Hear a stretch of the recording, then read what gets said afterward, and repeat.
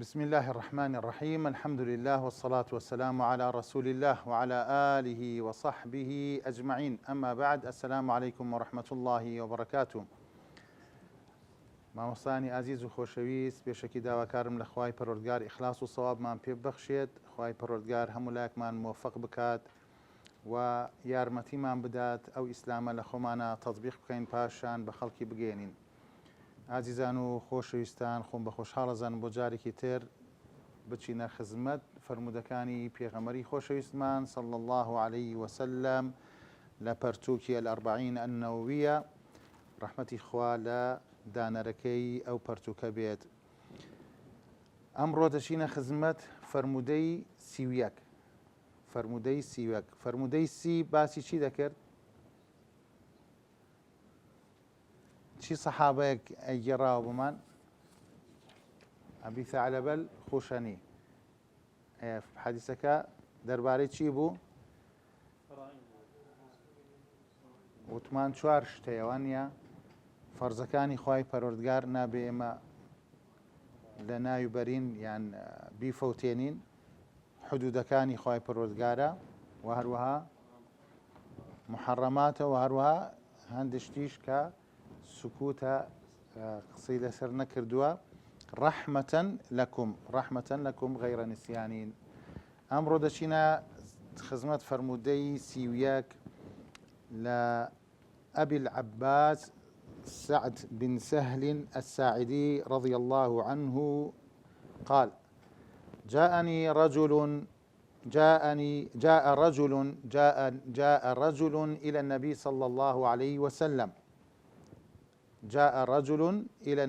صلى الله عليه وسلم. فقال: يا رسول الله، دلني على عمل إذا عملته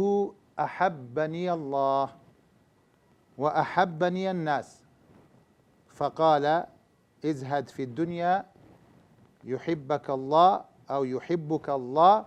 وازهد فيما عند الناس يحبك الناس. حديث حسن رواه ابن ماجه وغيره بأسانيد حسنة. مامۆستانی خۆشەویست، ئەگەر تەماشایم فەرمودەی پێغەمبەر بکەین عليه الصلاة والسلام، پیاوێک دێت، ئەم پیاوە نادیارە، زۆریش جێی مەبەست نییە بگەڕین بە دوای بزانین کێ بۆ کێ نەبووە، پێویستیمان پێی نییە، بەڵام ئەوەی کە گرنگە ئەم پیاوە داوای چی کردووە، لە کێش؟ لە پێغەمبەری خوا صلی الله عليه وسلم. ئەفەرمێ: یا رسول الله، کار و کردەوەیەکم پێ پیشان بدە،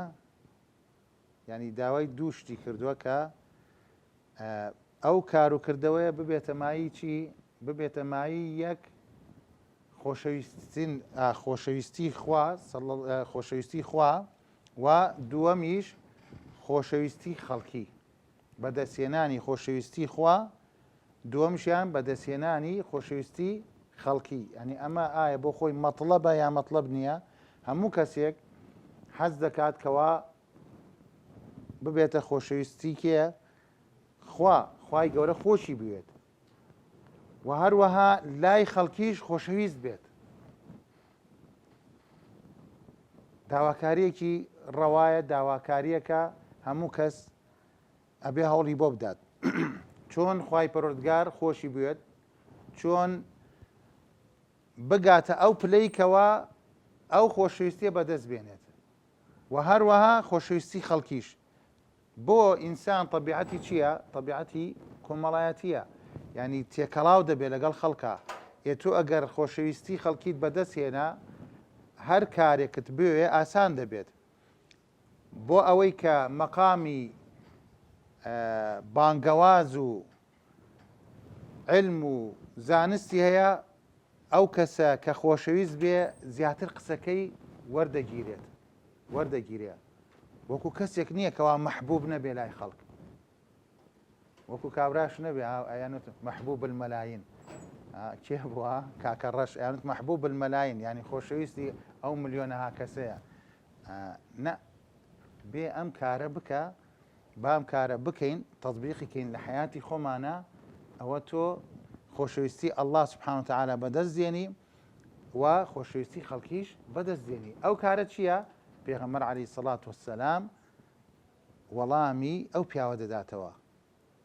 ئەمەش هیممەتی سەحابەیە، یعنی منەی شتێک دەکەن، کارێک دەکەن کە ئەو دوو دەستکەوتە گەورەیان بەدەست بێنێت کە چییە؟ خۆشەویستی خوا و خۆشەویستی خەڵکە. پێغەمبەر عەلەیهی سەڵات وەسەلام لە وەڵامدا فەرمێ ئیزهەد فی الدونیا. زود معنای چییە؟ زهد کەمکردنەوە، بەس بەعام لێگەڕێ وایە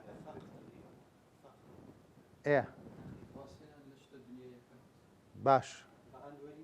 بە هەند وەری نەگری. جیاوازی هەیە لە نێوان زوهد و وەڕع؟ ئەڵێ و کابرا زۆر وەڕعی هەیە، لەگەڵ کابراایەک ئەڵێ زاهیدە.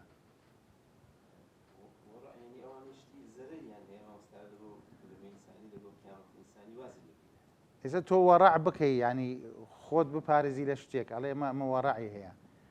ئەو شتە چییە کەوا خۆتی لێ پارێزی؟ مباحیشە.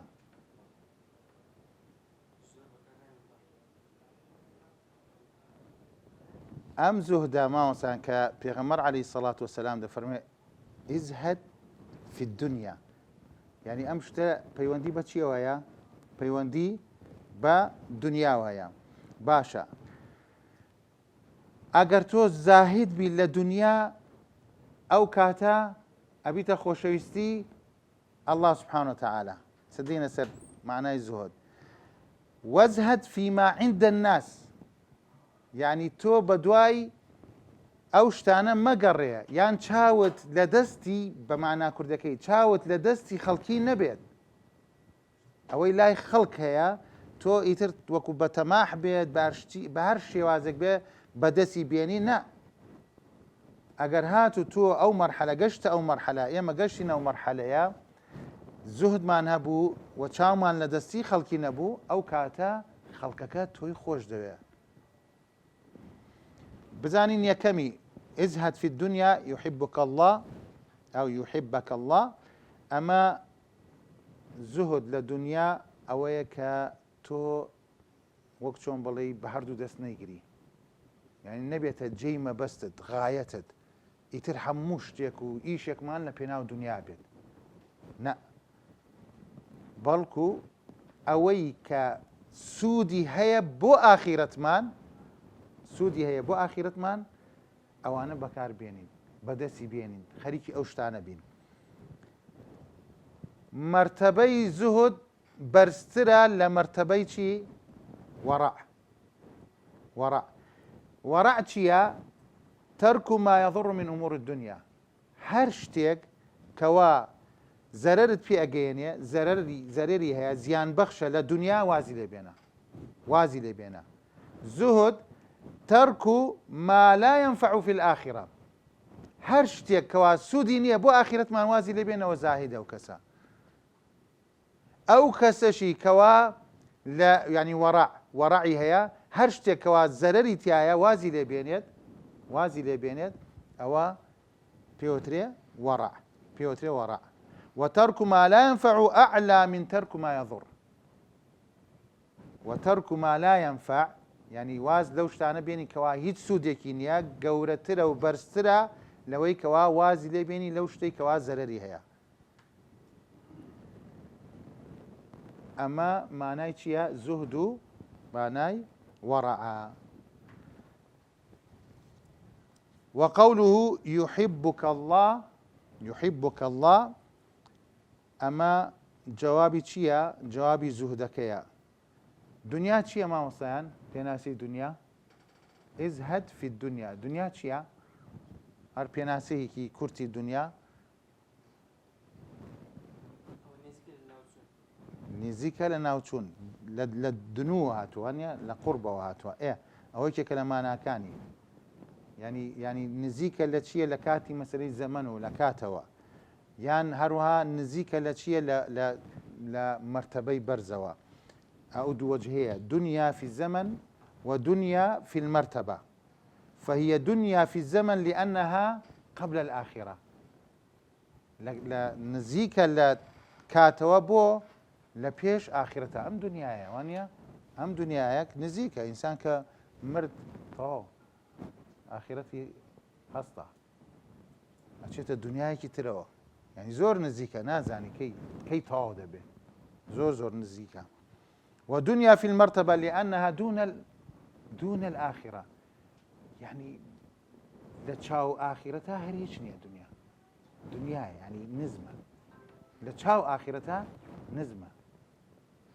بۆ تەواو بێ ئاخرەت تەواو نابێ شتێک تەواو بێ بەراورد دەکرێت لەگەڵ شتێک تەواو نابێ والآخرة خير وأبقى ئەمە مەتاعە دنیاە تەواو بێ ئەچیتە ئاخرەت تەواو نابێ ئینسانی عاقڵ و ژیریش ئەو کەسێکەوە هەوڵ دەدات بۆ شتێک کە سوودی هەبێت لە ئاخرەتەوە کە کۆتایی پێنایە بەڵێ مامۆستایان وەزهد فيما عند الناس يحبك الناس ئینسان بەڕاستی نابێت چاوی لە دەستی خەڵکی بێت یعنی هەندێک جار ئینسان سبحان الله مرتبەی خۆی وادا ئەگرێت تەماشاکە لەگەڵ برادێکە سەعاتێکی جوانی لە دەستە سەعاتێکی جوانی ئەڵێ ئەو سەعاتە چەند جوانە کابرای مقابل تێگا ینی ئەتەوێ فەرموکاکە بە دیاری بۆ تۆ ئەو موبایلە ینی لە نیەتی خۆیان ئەم کابراە کە ئەوە دەڵێت چیە ئەوێ ئەو شتەی دەستکەوە نا ینی ئینسان نەگاتە ئەو مەرتەبەیە با زوهدی هەبێ پێویستی بەوانە نییە ئینسانی موسڵمان چاوی لە نعمەتەکانی ئەڵڵاه سبحانەوە تەعالە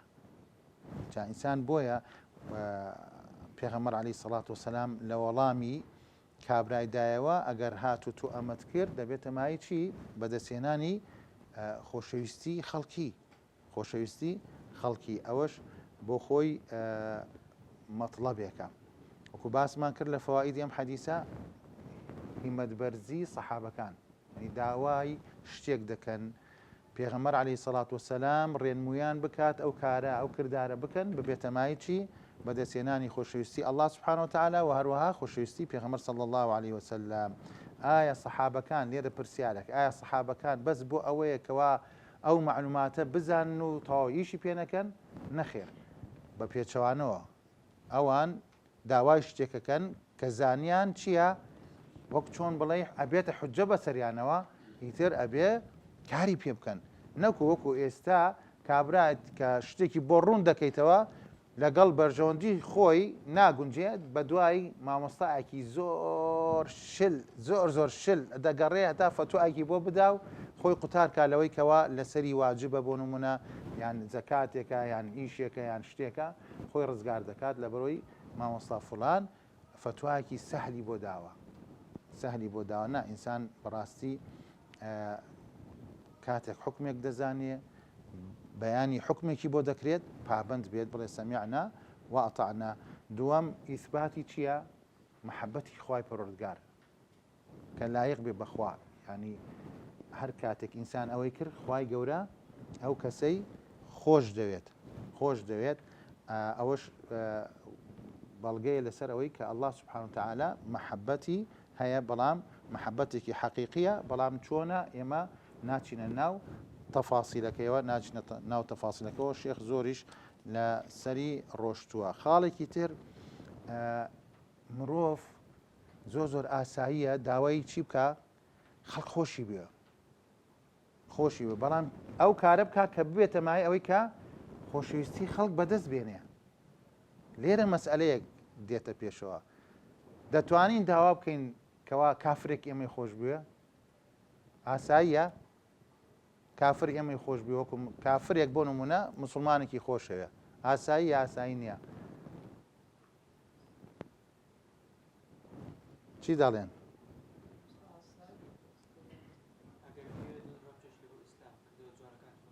وایە هیچە من هەوڵدم کابراایەک دراوسەیەکم کافرە خۆشمی بووە ئاساییە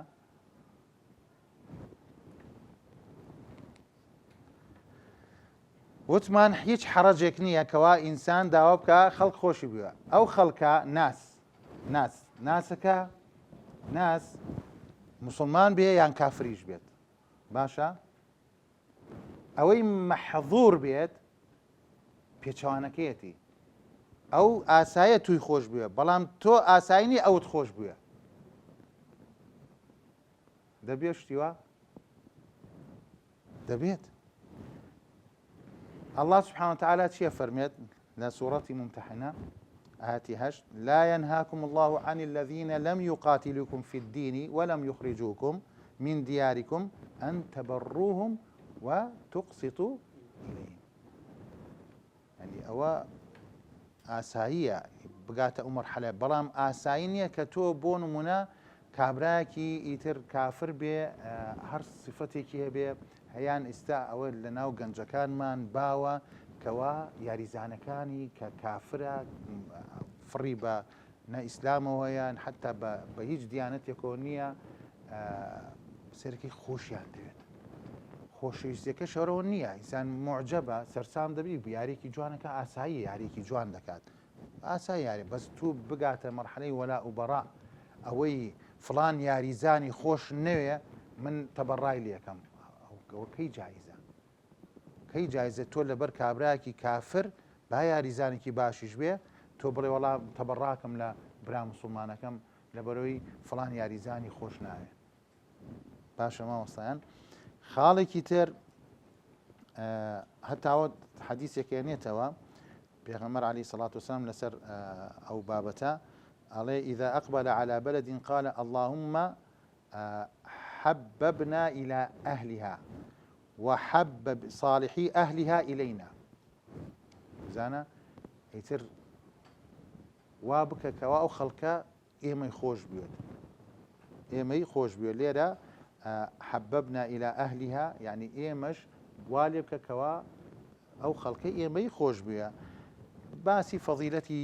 زوهدی شەکا لە دنیا ئینسان زاهد بێ لە دنیا بەس معنای ئەوە نییە کەوا ئینسان بە معناکەی تر کەوا خەڵکێک ئێستا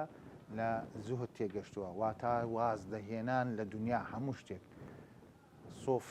سۆفێک بکەیتە سوفێک بکەیتە بەرە جلوبەرگت ئاوا بێ و لە هەرچی بوو باحاتێ و هەرچی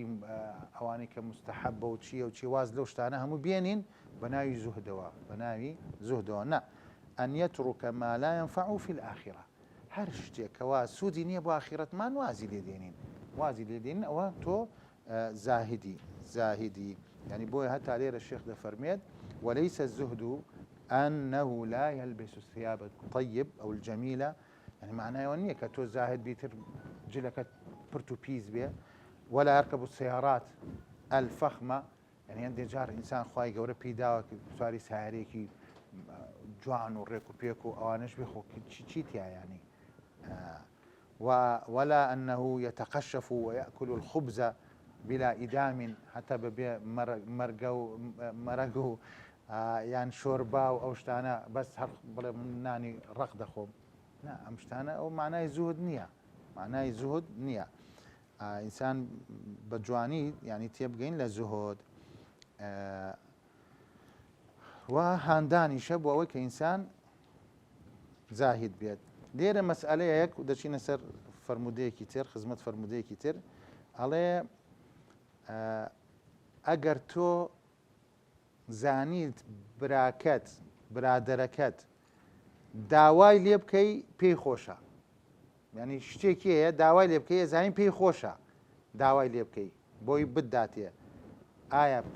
ئەو داوایە بکەی ئاساییە ئێستا من داوا لە مامۆستا دەکەم ئەڵێم کاکە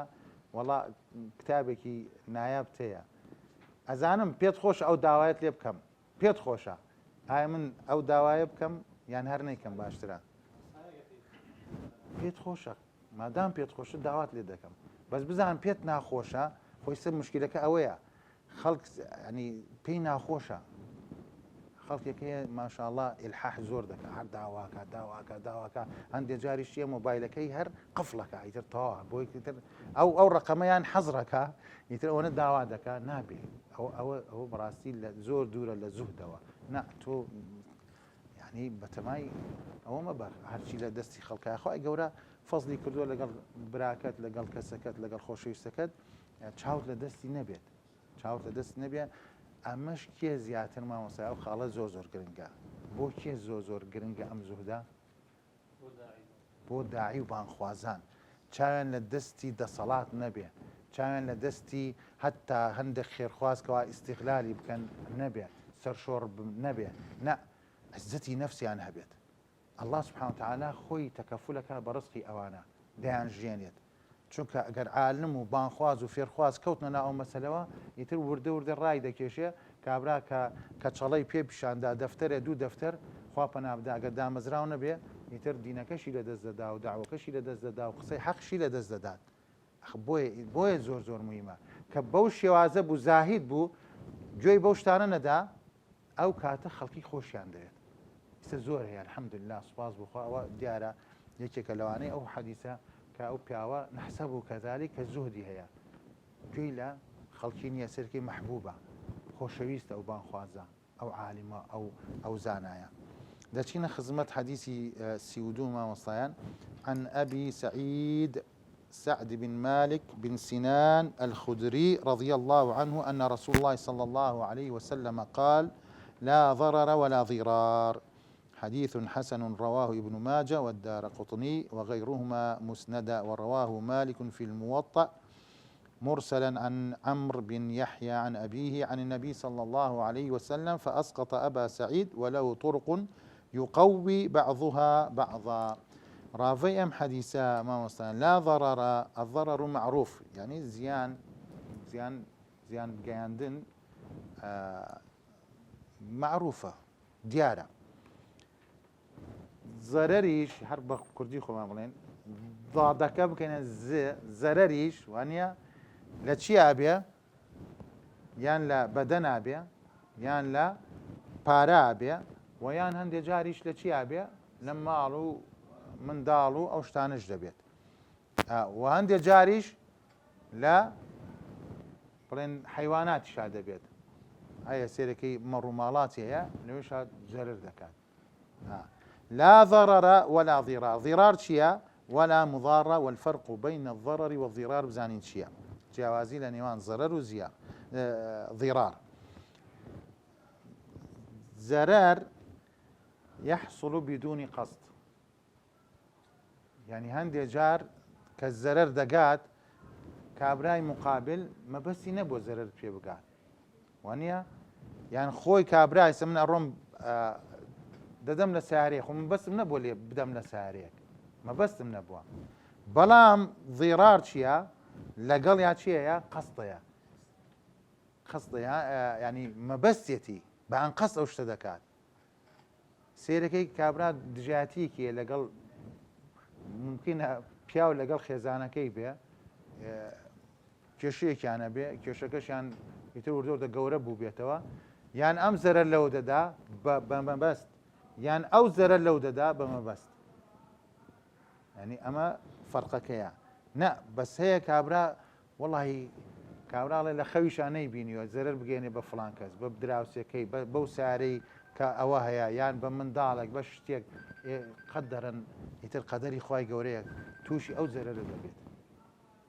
مەبەستی لەگەڵانەوە بەڵام ئەمەکەی تر نە مەبەستێتی ئەسڵەن زەرەر بگەێنێت ئەسڵەن زەرەر بگەێنێت تیادی وەڵام دەر نمونەیەکێنێتەوە ئەڵێ پیاوێک دراوسەیەکی دەبێت بڵێن دراوسەیەکی هەیە ئەم دراوسەیە دارێکیەیە درەختێکیەیە هەموو ڕۆژێک ئاوی دەدا طبعا لە شوێنێکە کە ئاو هەبێ نەکو لە شوێنکە بەم هاوینە ئاویش نەبێ دارەکانش گشتی وشکۆبوونە ئەم ئاوە بەهۆی ئەوەنە ئاوی دەدا ئەوەنە ئاوی دەدا ئاوەکە چێتە ماڵ دراوسەکان و زەرەریان پێگەێنێ بەڵام کابرا نازانێت ئێستا زەرەر گەشتوتە دراوسێکە یاننا گەشتووە بەڵام کابرا نازانێت کە زەرەر گەشتووە ئەمە چییە؟ ئەمە زەرەرە ئەمە پێوترێ نووسەمی ضەرەرەن نمونەیەکی تر ئەڵێ پیاوێک لەگەڵ پیاوێکی تر سوء تەفاهومێک هەیە ناخۆشیەک هەیە کێشەیەک هەیە ئەڵێ واللهی ئەبێ زەرەرێکی لێ بدەم، زەرەرێکی پێ بگەێنم. کاکە هەر زەرەری گیانیش نەبێ ماڵیش نەبێت چیەکە؟ موسەجەلێ پێەکە دەنگی دەدات. ئێمە زەرەری پێگەێنی یا ناگەێنێ؟ ئەزانم پیاوە مسلمانە ملتەزیمە، کاکەم شەڕای کاتە سەر مۆسیقایەک فلان گۆرانی بێژ و ئەستە ناو گۆران بێژش هەر مەحبوب نییە، ئەمە ئیزعاجێکە، هەک وەکو چۆن بڵێ مێشولەیەک ئیزعاجی دەکا. ئێمە زەرەرە گەێن یا ناگەێنێ؟ ئەمە تانێ، ئەمەیە ضیرار، ئەمەیە ضیرار.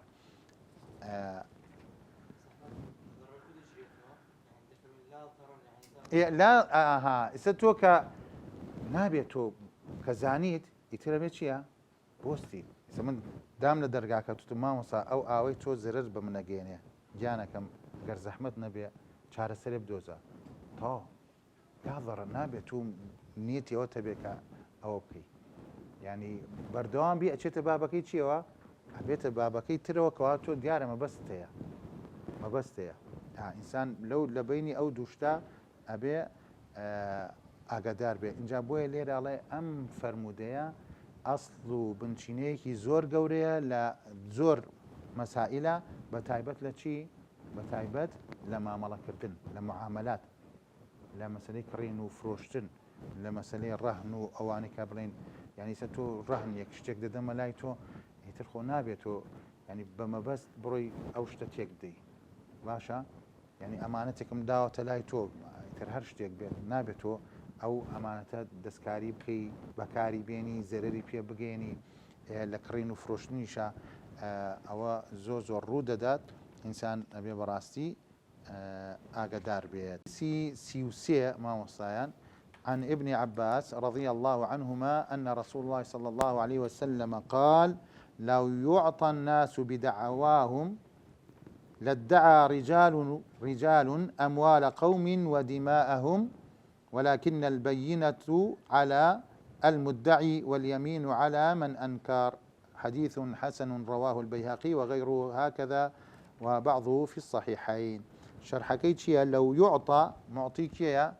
ئەو کەسەیە کە دەتوانێت ینی ببەخشێت،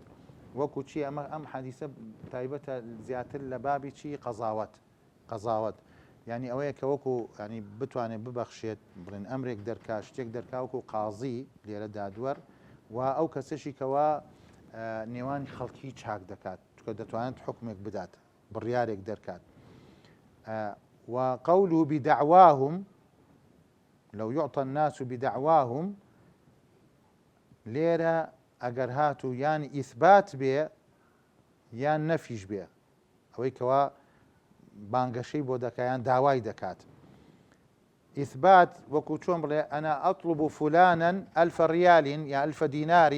و ئەلف دۆلار، ئیدعایە و کا بڵێ کاکە من داوا لە فلان کەس دەکەم کەوا 100,000 دینارم یان دەفتەرێکم لای فلان کەسە، ئیدعایەوە دەکات باشە، ئیثباتشی دەکات. میثال و نەفی عکس بڵێ نەخێر شتیوان نییە، دەفتەری چی و 100,000 چی و نەفی دەکا، خۆشی لاشێتی بەس نەفی دەکا. ئی باشە لەم حاڵەتە چی بکە؟ قازی چی بکە؟ ئەبێ حەلێکە بێ. ئێستا حەلەکەش جێ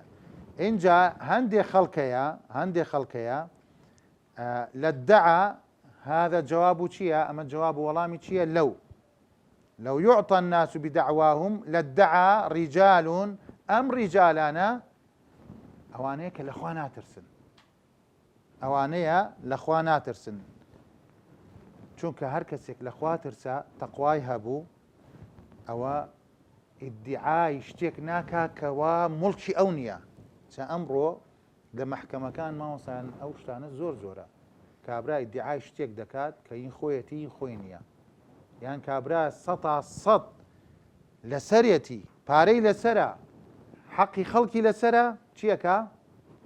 ئینکاری دەکا، ئەڵێ نەفی دەکا، ئەڵێ شتیوان نییە، کابرا هیچ شتێکی لەلام نییە. ئێ باشە لێرە کە گەشتە مەحکەمە قازیە بێت چی بکات؟ قازی لێرە جار لێرە باس چیەکە؟ ئەموالە قەوم وەدیماءەهم، یعنی ئەم شتانە لەم شتانە زۆر ڕوو دەدا لە مەسلەی پارە و لە مەسەی خوێنیش کابراڵێن هیچ خوێنی لەسەر من نییە من سبب نەبوومە بۆ کوشتنی فڵان نەخێر یان لە پارە لە کاکە وەڵام من جارێ ناکاتە مەرحەلەی سوێنەکە بەسەڵێ من ئەوەنە پارەم لای خەڵکە ئەوە نەم لایەتی ئەگەر وا بزانە وەکو پارە و چی لەگەڵ و دیماءەهم یانی دیعایە و کابڵێ کاکە فڵان کەس خۆگەمەگەر حەلێک و چارە سەرێک نەبێ فەوزا ڕوودەدا هەر کەسێک دێت ئەڵە کاکەم فڵان کەس دژمنایەتێکیە لەگەڵ فڵان کەس ئەڵێن باوکمی کوشت باشە ئەمە لە کۆ هێنا شایەتی تەیە ئەگەر شایەتی نەبوو دوایە چی دەبێ ئەمە ئیتر ئەم حەدیسە چارەسەرێکی داناوە تۆکو باسمان کرد یان پارەیە لە کاورە پارەم لەلایەتی یان نەفی دەکا یان ئەڵێ فڵان کەس باوکمی کوشتووە برامی کوشتووە یان بە عەکسەوە لێرە گەر وا بوو حەلەکە چییە وەلاکن البەینەة على المدعی مدعی لێرە کێیە البەینەة ئەوەی کەوا حەقەکە ڕوون دەکاتەوە ئیتر مەجالی تیان نییە ئەوەی کەوا حەقەکە ڕوون دەکاتەوە وتكون في إثبات الدعوة على المدعي يعني ئەوەی کەیستە من ئەڵێم شتێکم لای فڵان کەسە ئەبێ من بیسەڵمێنم وانە بەچی ئەسەڵمێت یان بە شەهادەت شایەتی دێنم یان ئەوەتانێ بەینەیەک ئەبێ بێنم بەینەش دێنە سەری چەند شتێک دەگرێتەوە اینجا بۆیە ئەبێ بیسەڵمێنێت کەوا ئەوی دیعای کردووە بێ بیسەڵمێنێ ئەگەر نەیسەلمان چی ئەبێت ئەوە دوایی سێرەکەی حەدیسەکە ولكن البەینەة على المدعی ئەو ئەبێ ڕوونی کاتەوە بیسەڵمێنێت واليمين على من أنكر ئەگەر ئەوەی نەبوو لە حاڵەتێکە قازی ئەڕاتەوە بۆ کوێ بۆ لای ئەو کەسی کاڵێن نەخێر وەڵا $1 لام نییە 1 دیناریشی لام نییە لێرە کە وا بوو ئەمیش بەینەی نییە نە شایەتی هەیە نە ئیقرار هەیە نە شتێک هەیە نە بەڵگەیەک هەیە ئەمیش ئینکاری دەکا لێرە ئەبێ فەرموو سوێن بخۆ کابرا ئەبێ سوێن بخوا ئەوەی کەوا داوای لەسەر قەید کراوە ئەبێ سوێن بخوا و کێشەکە تر بەو شێوازە کۆتایی پێدێت ئەرە ئەوەندە طبعاً قەزاوەت شتی ترشیان هەیە ینی ئێستا لەم سەردەمە کامیرە هەیە ینی زۆر شتێ دەتوانێت تۆ بیسەڵمێنی کەوا کابرا بۆ نمونە هەندێک جار شتوار ڕووی داوە سێرکی لە پێش دەرگای خۆت سیارەت ڕاگرتووە کابرایە بەیانی دێت یان نەیزانیوە مەبەستەکە وتمان زەرەرەکەی گەیاندووە بەڵام قەزدی نەبووە یان ئەسڵەن هەر قەزدی هەبووە بیگەێنێ ئێمە تو شەوە خەوتویت نازانی زرم درا لە سیارەکەت هیچەیە کەسیش نەیە نە کەس ناتۆ بدا لە دەرگا کاکە وەڵام من نەمزانی یان وایە هەندێک جار سەرخۆشە بەرنیوەی شەو دێتەوە زرم دەدا لە سیارەیەک دەدا لە شتێک ئێمە ئەگە بڕۆتە بەردەم دادوەر چۆن چارەسەری دەکات بۆم شێوازە چارەسەری دەکات کامیرەیە بەڵگەیە شتێکێنێتەوە کاکە تەواوتر تەواو ناتوانین کاری بکە بەڵام کابرا من هیچ شتێکم پێ نەبوو هەر قسە بوو بڵم کاکە وەڵایم قەرینەیەک هەیە شەڕە و ئەوەیە و ئەومان کردو و دژمناتیەک هەیە لە بینمان ئیتر ئەمە ئیشی دادوەر زیاتر قورس دەکات بێت زیاتر لێ کۆڵێتەوە تا ئەگاتە چی حەقیقەت ئەگەر هەر نەبوو بڵێ کاکە فەرموو تۆوە ئەبێ سوێن بخۆی کەوا ئەو شتت نەکردووە کەوا ئەو شتت نەکردووە بۆیە ئەڵێ واليمين على من أنكر هذا الحديث أصل عظيم في القضاء وقاعدة عظيمة ينتفع بها القاضي وينتفع بها المصلح بين اثنين يعني زۆر دادوەر لەگەڵ ئەو کەسەی کەوا چاکسازی دەکات لە نێوان خەڵک هەیە سێرەکەی کێشەی خێزانی هەیە ئەو کێشە خێزانیانە بە گفتوگۆ چارەسەر دەبێت بە گفتوگۆ چارەسەر دەبێت یعنی پێویست ناکە بڕۆنە مەحکەمە و مەحکەمەکاری نا هەر لای مامۆستایەک سێرەکەی زۆر کێشەیە چارەسەر بووە ئەتوانی ئەویش ئەم حەدیسە بەکاربێنێ ئافرەتێکە یعنی گلەی دەکات ئەوە دەکات لەسەر مێردەکەی وای کرد جار پێڵە بەینە بێنە هێنای ئالۆنسەن نەهێنا دەیت تو کاکە سوێن بخۆ شتەکان سێرەکەی چارەسەر دەکرێت اینجا بەچی ئەوە دەکرێت بەینە ئەنواعی مامۆستایەک و باسمان کرد شەهادەتە شایەتیدانە ئەو شایەتیدانش ئەبێ مەسەلەی هەروان نەبێ هەیە ئێستا لە شایەتیشە خوا پەنابدا ینی خەڵکە کڕن شهادەتی چی پێوترێ زۆر باشە ئەوش کێشەیەکە بۆ خۆی ئەوش کێشەیەەکە بۆیە ئیشی دادوار بەڕاستی قورسە لێ کۆڵینەوەی ئەبێت زۆر زۆر بەوردی بکات نەکو بەست لە کۆڵی خۆی بکاتەوە لە بینەشەوەی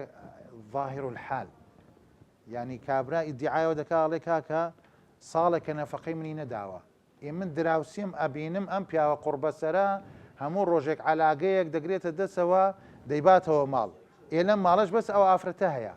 یخۆ بۆ کوێ خۆ بە جنیەکان نایبا خێر بۆ مافرەتە دەیبا خواردنی بۆ دەبات کرێ خانوو بۆ دەداگەر لە کریا بێ هەموو شتێک نەفەقەی دەدا ئەم ئافرەتە بۆچی ئیدعایەوە کاکەوە نەفەقەی نادات ساڵێکە ئەمە ظاهر الحال کاکە من نەزانم نەخێر ئەم ئافرەتە چییە دوور لە مەجلیسە درۆ دەکات تەواو کێشەکە ئەمە بینەیە دیارە من ئەڵێم کاکەم ئەوەتانێ من هەموو ڕۆژێک من خواردنی بۆێنمەوە جا بۆیە یەکێک لە بینەکان ئەوە مەسلەکە هەر لە قەرینەوە بۆ دەردەکەوێت کەوا چییە کە ئەو ئینسانە ڕاستەکە یان درۆ دەکات ئەوەش خاڵێکی تر بوو لە خاڵێکێک لە سوودەکانی ئەو فەرمودەیە ئەگەر هاتوو کەسێکەوە لەو ئەنەه ئەنکەرە المنکر وقال لا ئەحلف دوێڵێ سوێن ناخۆم ئەوەندە متەقیە ممکنە تاوانباریش بێ بەس ئەوەندە متەقیە لە سوێن ناخۆم یەکورە تو تاوانت کردو سوێن چی ناخۆی یانی سەر تو لە ترسی خوا سوێن ناخۆی تو بۆچی تاوانت کردو ئەسڵەن يعني ليرة عليه السنة وقال لا أحلف سنة ناخم فإنه يقضى عليه بالنكول يعني أجر هاتو أما يترك سوني نخوار طاو وبشون بلي لسري إثبات دبيت جاو بابك زور جوريا إنسان لو حديثة تواني زياتر سود ورقريا نازم كاتا كمان ماوا يعني طواوي كين حديثي سيوشواريش بيخوانين تەواوی ترەوە نا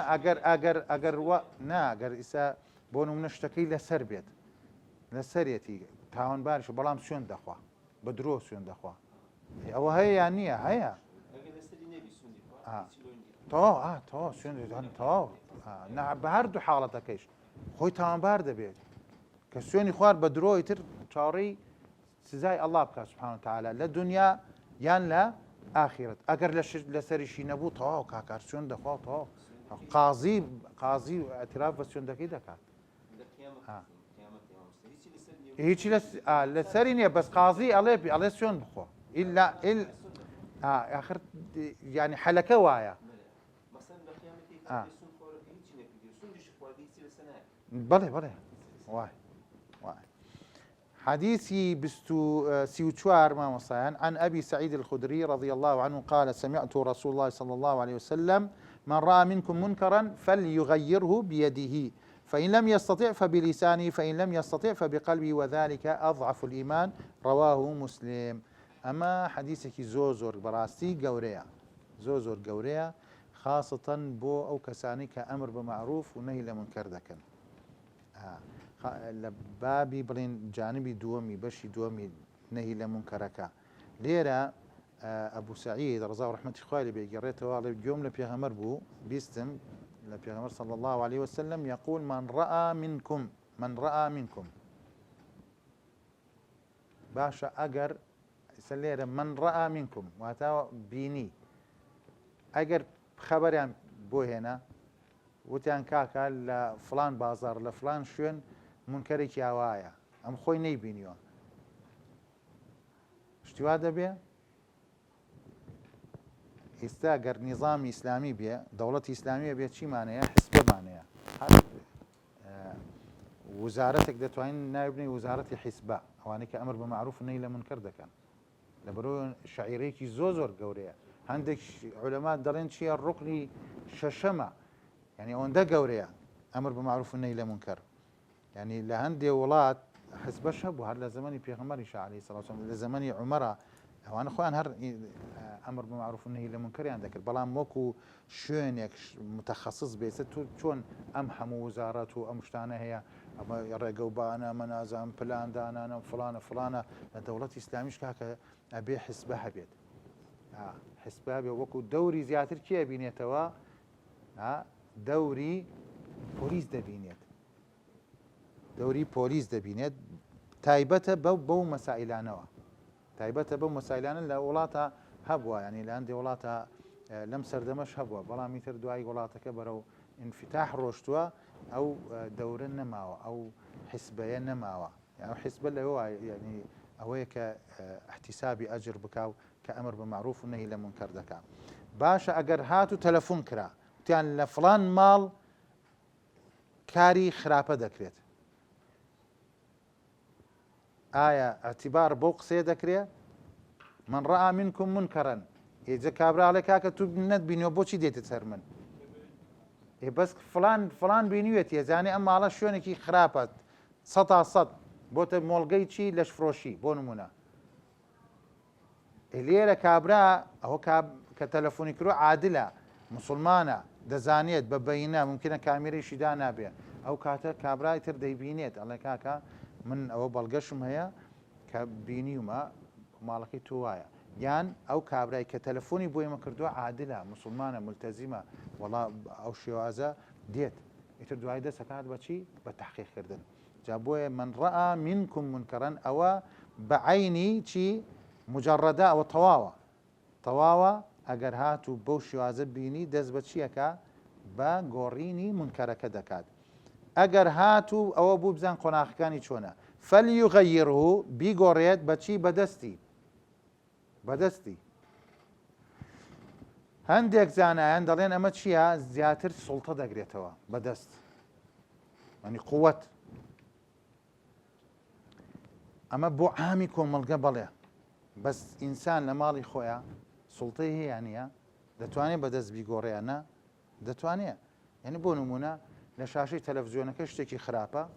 منکەرەکە دەگۆڕم هەر بەدەست وانە کێشەیەکەیە دەتوانم ئەگەر نەمتوانی شتێک عام بوو ئێستا ئەو هەموو فەسادی کەوا دەکرێتە سەر زەویە لە هەموو وڵاتانە ئیتر ڕێژەکەی کەم و زیاد دەکات ئێتو ناتوانانی بەبەر چاوتەوە بە سیارەکە دەڕۆی دەبینی شوێنێک دانراوە و کاری خراپەشی تیاکرێ ناتوانم بەدەست بیگۆڕم چی یەکەم ئەچمە مەرحەلەی دووەم چییە بە زمان فەبیلیسانی داعوا بانگەواز بە حکمت قسە ئەکەم لەگەڵیان ئایا پێویستەکە ڕاستەوخۆ گەر ئەوە بێت ئیسان دەجار ڕێت پێ نادەن ئەبێت چی بکەم سۆشیال میدیا بەکاربێنم لە ڕێگەی سۆشیال میدیا من ئینکاری منکەر دەکەم کاکە ئەو شوێنانە خراپە گەنجەکان مەڕۆن بۆ شوێنانە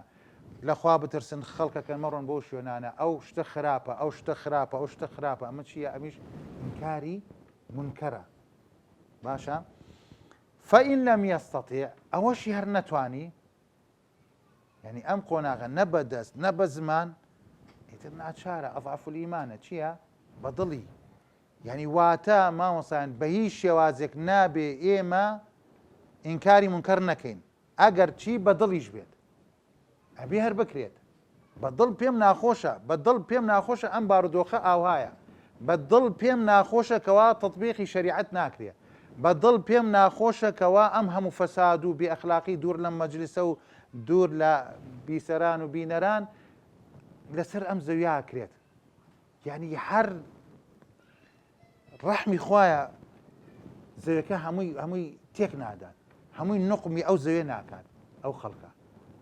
ئەوەندە تاوانی خێزەون دەکرێت لەسەر ئەو زەویە بە ئاشکرا ئیدەی من ناتوانم خۆدەی بیگۆڕم دەسەڵاتم نییە بیگۆڕم لە سنووری من نییە کە بتوانم بە زمانیش بیگۆڕم و بگەم پێی بەڵام خۆتتوان بەدڵ بیگۆڕم بۆیە ئاخیرەکەی فەئین لەم یەستەطیع فەبقەلبی وذلك أضعف الإيمان فوائدی ئەم حەدیثە بە کورتی پێغەمبەر عەلەیهی السەڵات وەسەلام ئەم مەسئولیەتەی داوە بە کێ بە هەموو ئوممەت مانای ئەوە نییە بەس مامۆستا ئینکاری منکەر بکات بەس بانخواز ئینکاری منکەر بکات، بەس ئەو شڕتەی کە تایبەتە بە ئەمر بە معروف و نەهی لە منکەر ئینکاری منکەر بکات. باشە مامۆستایان نە عامە اینجا ناتوانیت تۆ ئینکاری منکەر بکەی ئیلا کەوا یەقینتە بێ ئەمە منکەرە. ئەزانیت 100% ئەمە شتێکی خراپە، منکەر یعنی شتێکی خراپە، 100% زانیت ئەو وەختە منکەر دەکەی. و بە تایبەتیش ئەگەر هاتوو پەیوەست بوو بە خۆتیشەوە شتێکە کرێ بەرامبەر تۆ منکەرێکە، ئەو کاتە تۆ توانیت یعنی بۆکو دیفاعێک بەرگری لە خۆت بکەی. بۆ نمونە لە کاتی ڕەمەزان خواردن و خواردنەوە لە ڕۆژی ڕەمەزانە ئاساییە؟ ئاسایی نییە، منکەرێکەوە نییە، یخۆ منکەرێک نییە پەیوەندی بە منەوە بێ، بەس خودی من بێ بەعامە. بۆیە ئەمە چییە؟ تۆ لەوێ ئەتوانی ئینکاری منکەر بکەی، یان ئەوەتانێ سێرەکەی ئەم منکەرە هەموو ئەگرێتەوە، هەموو کەسێک ئەگرێتەوە. بەڵام ئەگەر شتێک کە خلافی بوو ئەو کاتش ئەبێتۆ زەوابەتی خۆی هەیە کەوا ئەو منکەرە چۆن بگۆڕی نەبێتە مای ئەوەی کە منکەرێکی گەورەتریش. یانسان دێجار شتێکی خلافیە لە بین دوو مسلمان سێرەکەی گەورەی دەکەیتەوە بە ناوی ئینکاری منکەرەوە ممکنە دەست بدەن بە چەک و یەکتری بکوژن، ناوازی لێنم بەهار قسەکە بێ باشترە لەوەی بگاتە چەک وانە ئەمە منکەرێکی ئەخەفە بە هەر لەسەر ئەوە بمێنێتەوە. لە یەکێکتر لە فەوائیدەکان ئەوەیە دەست ئالەتی چییە؟ کرداریە، فعلە. فليغيره بيده لأن الغالب أن الأعمال باليد، يعني كردوكان چییە؟ بەدەستە. اینجا بۆیە تضاف الأعمال إلى الأيدي في كثير من النصوص فبما كسبت أيديكم. ئەگەر نەیتوانی وتمان باسی چییە؟ فبلسانه، وهذه قاعدة عامة في الشريعة فاتقوا الله ما استطعتم.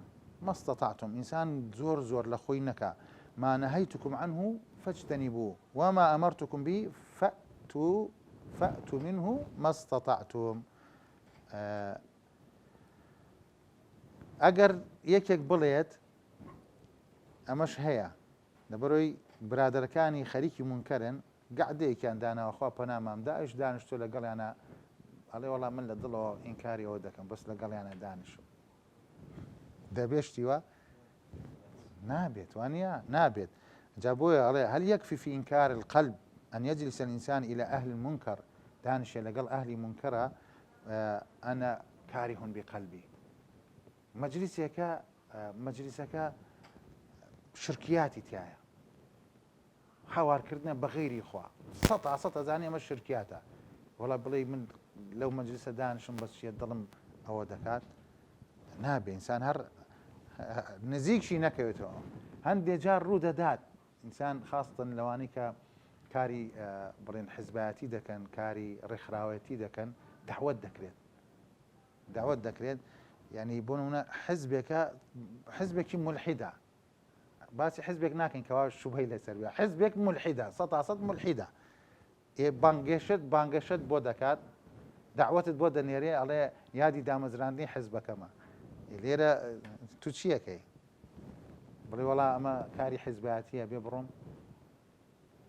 ئەو شتانە هەیە یعنی لەناو واقع ڕوو دەدات، ئینسانە بێ ئاگادار بێ و چۆن خۆی دەرباز کات ئەگەر لە مەسائلی سیاسی و مجاملەوە ئەو شتانە زۆر شت هەیە.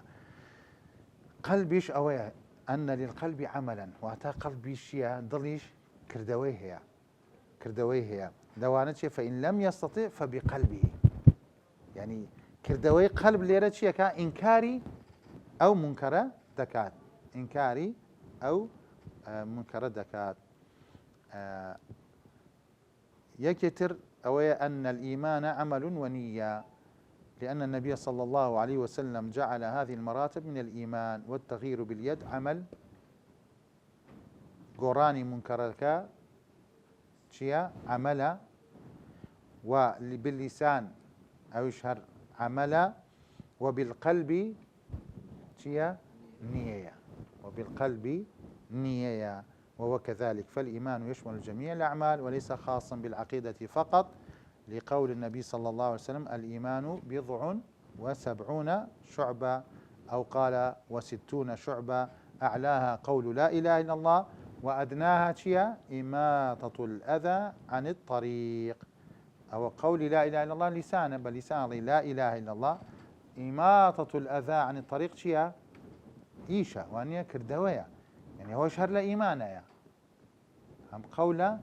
هم عمليشا، هم عمليشا. فإن قال قائل أما كتايبينين فليغير بيده، هل هذا لكل إنسان؟ بوها مكسيكا بدز بيقوري. فالجواب ظاهر الحديث أنه لكل إنسان رأى المنكر. أقد نروارتي حديثك فرمودكاوية كهمك سقريتوا، ولكن إذا رجعنا إلى القواعد العامة رأينا أنه ليس عاما لكل إنسان في مثل عصرنا. باشا هر كابراك هر جنجك وتي أو حديثات بيوت وشرحت بوي كرد يكسر ظاهر حديثك ورقر روي منكرك بيني لسر جادا تيلاكي كرد دسوها جامك وجام خانيك كاكا زرم شكاني يا ستاندي هي أما إنكاري منكري كردوا يا منكري قورتر ديت اللي رألين بويا نا أوي جهتي مختصة أتواني أو تشيبكا برا أو هالسبا لاني بيوانديدار مكو سالن لا إعلام وراقان لاني بيوانديدار أبي هالسبا بو إيشا بو إيشا، لأننا لو قلنا بذلك لكان كل إنسان يرى شيئا يعتقده منكرا يذهب ويغيره وقد لا يكون منكرا، فتحصل الفوضى بين الناس. ممكن أصلا اشتكى وانا منكرك ياواش نبيه منكرك قولتريش نبيه سيركي تشيه فوضاك دروز دبيه فوضاك يعني كابراك يعني سطا شاني ويك بكجريت يخو كريه يكسر كابراك جنجك هسه برا بداته بر لبرو يعني منكر بلا وكاتوا اگر بچی بۆ لای مامۆستا فتوا وەرگری قازی بڵێ کاکە وەڵا سە قازیش هەر قازیش فتوای دا حکمیشی دا کابرا ئەبێ بکوژرێت ئێبێ هەموو کەسێ بڕا بیکوژێ یان ئەبێ حاکم هەڵسێ بیکوژێت لە مەسەلەی کوشتن و ئەوشتانە جا بۆیە بابەکە زۆر فراوانە خوای گەورە زیاتر تێمان بگەێنێ لە دینەکەی بۆ ئەوەی بە جوانترین شێواز کاری پێ بکەین بۆ خۆمان سوودی لێوەرگرین و هەروەها سوودیش بگەین بە خەڵکی. داواکارم لە خوای پەروەردگار